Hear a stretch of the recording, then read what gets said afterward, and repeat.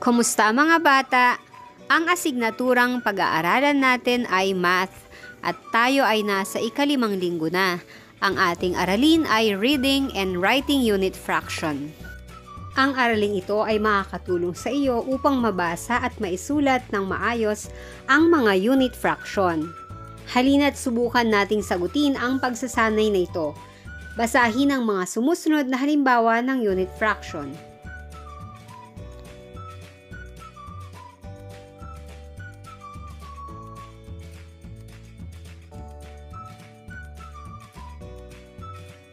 Nabasa mo ba ng tama ang mga unit fractions? Ngayon naman ay isulat ang mga simbolo ng mga binasang unit fractions.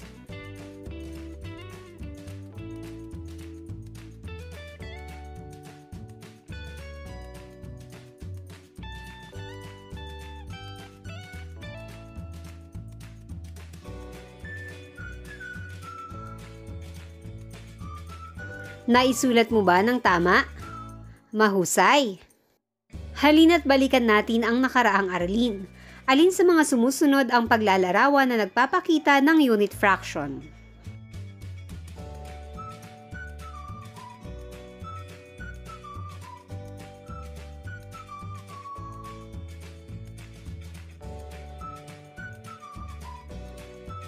Narito na ang mga sagot.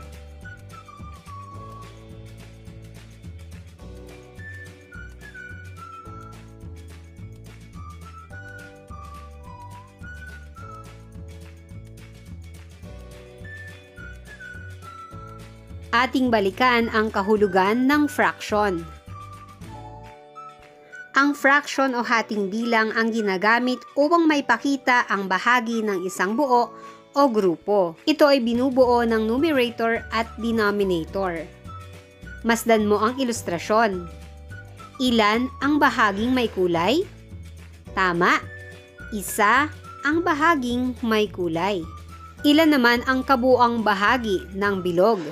Isa, dalawa, tatlo, at apat.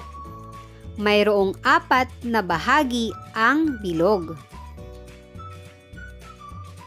Ano ang tawag sa bilang na nasa itaas?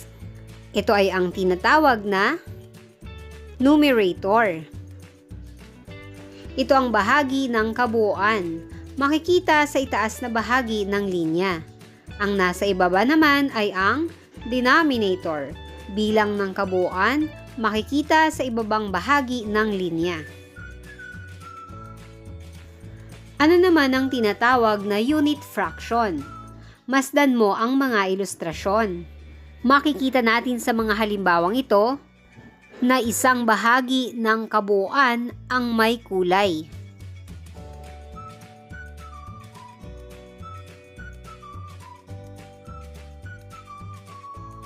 Ang unang halimbawa ay 1/5.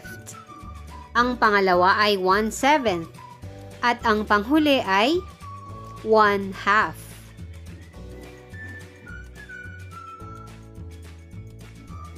Ang unit fraction ay ang fraction o hating bilang na may numerator na 1 o isang bahagi ng isang buo.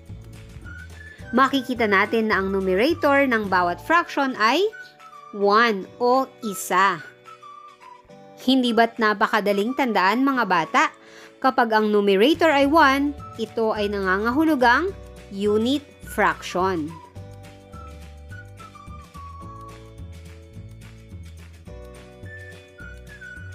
Sa pagbabasa ng unit fraction, unang binabasa ang numerator at sinusundan naman ng pagbasa sa denominator. Halimbawa, ano ang nasa numerator? 1. At anong bilang naman ang nasa denominator? 4. Paano kaya natin ito babasahin? Ang numerator ay binabasa sa pamamagitan ng cardinal numbers, ang bilang na tumutukoy sa dami. 1, 2, 3, 4, 5, 6, 7, 8, 9, at 10. Ang denominator naman, maliban sa 2 na binabasa ng half, ay binabasa sa pamamagitan ng paraang ordinal number. Ang bilang na tumutukoy sa pagkasunod-sunod na ayos o posisyon. Halimbawa, 3rd, 4th, 5th, 6th, 7th, 8th, 9th, at 10th. Subukan nating basahin ang mga sumusunod na unit fraction, masdan din natin kung paano ito isinusulat. Unang halimbawa. Narito ang simbolo. Paano basahin? 1/2. Huwag ring kalilimutan ang gitling sa pagitan ng dalawang bilang. Sunod. Narito ang simbolo. Ang numerator ay 1 at ang denominator ay 3. Kapag binasa, ito ay 1/3.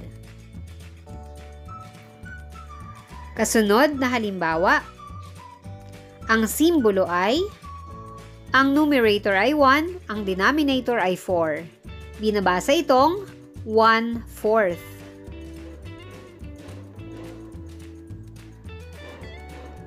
Narito ang simbolo para sa ilustrasyon na ito. Ang numerator ay 1, ang denominator ay 5. 1/5.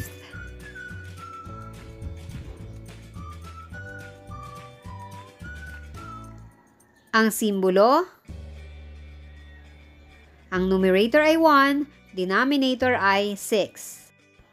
1/6. Narito ang simbolo. Ang numerator ay 1 at ang denominator ay 7. Kapag binasa, 1/7.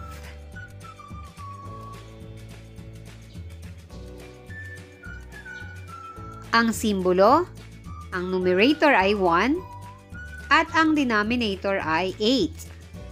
Kapag binasa, ito ay 1/8. Ang simbolo dito ay, ang numerator ay 1 at ang denominator ay 9. 1/9. At ang panghuling ilustrasyon, ang simbolo, ang numerator ay 1, ang denominator ay 10. Kapag binasa, 1/10. Tandaan natin, ang numerator ay binabasa sa pamamaraang cardinal numbers at ang denominator naman ay binabasa sa pamamagitan ng ordinal numbers. Ang mga halimbawa, 1/2, 1/5, 1/8, 1/4, 1/10.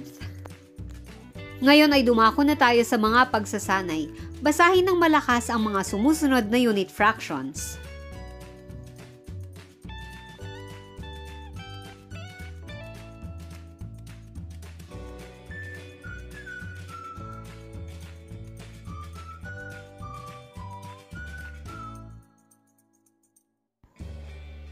One-fourth, 1/5,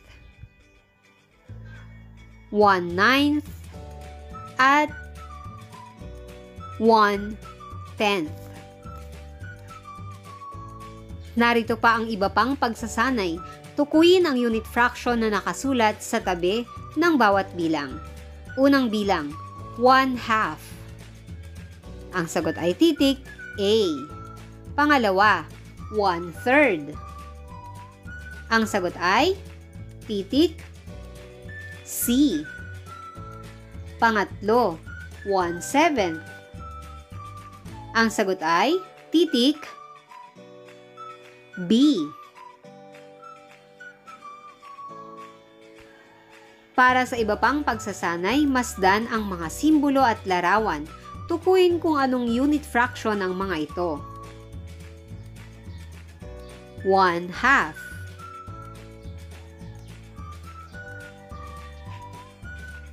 Ang sagot ay 1/6.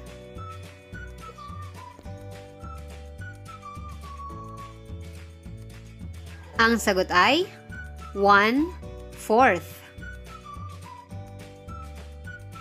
At dito na nagtatapos ang ating talakayan para sa araling ito. Maraming salamat sa pakikinig. Hanggang sa muli, paalam!